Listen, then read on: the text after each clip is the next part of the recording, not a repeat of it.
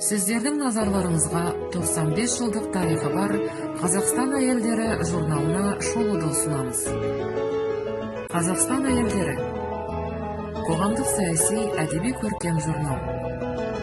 Тарихына тоқталсақ, 1925 жылдан бері әйелдер қауымына арналған Азат әйел және Теңдік газеттерінен бастау алады. Теңдік Қазақ өлкелік партия комитеті жанындағы әйелдер бөлімінің газеті. Қызылорда қаласында 1925 жылы мамыр-шілде айында 7-ші саны жарық көрді. 1926 жылдың қаңтар айынан бастап әйел теңдігі деген атпен журнал болып шыға бастады. Журнал 1935-41 жылдары және де 1950-54 жылдары Сталин жолы деп аталды. 1955 жылдың қаңтарынан Қазақстан әйелдері болып шығады. Теңдік газетінің редакторы Соня Есова болған.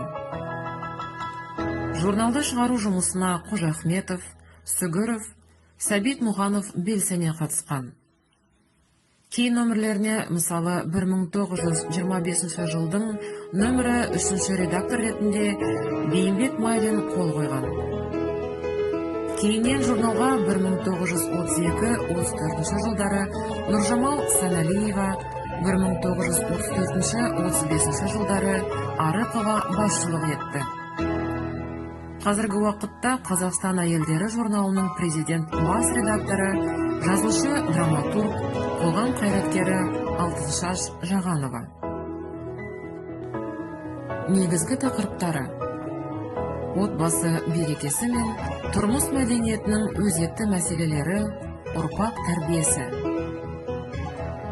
Мақсаты: Қазақстан Автономиялы Республикасы Орталық атқару комитетінің 1920 жылы қабылдаған қалың малға, әмеңгерлікке, көп әйел алушылыққа тыйым салу туралы декретін бұқараға түсіндіру. Әйелдердің қоғамдық өмірге араласуын насихаттау болды. Осындай насихаттау мақсатында жазылған мақалаларды Қазақстан әйелдері журналынан таба аласыздар. Ал бұл журналды оқимын десеңіз, Павлодар қаласы Амангелді көшесі 17/1 мекен жайында орналасқан облыстық арнайы кітапханасынан таба аласыз. Келіңіздер. Баршаларыңызды Қазақстан әйелдері журналын оқуға шақырамыз.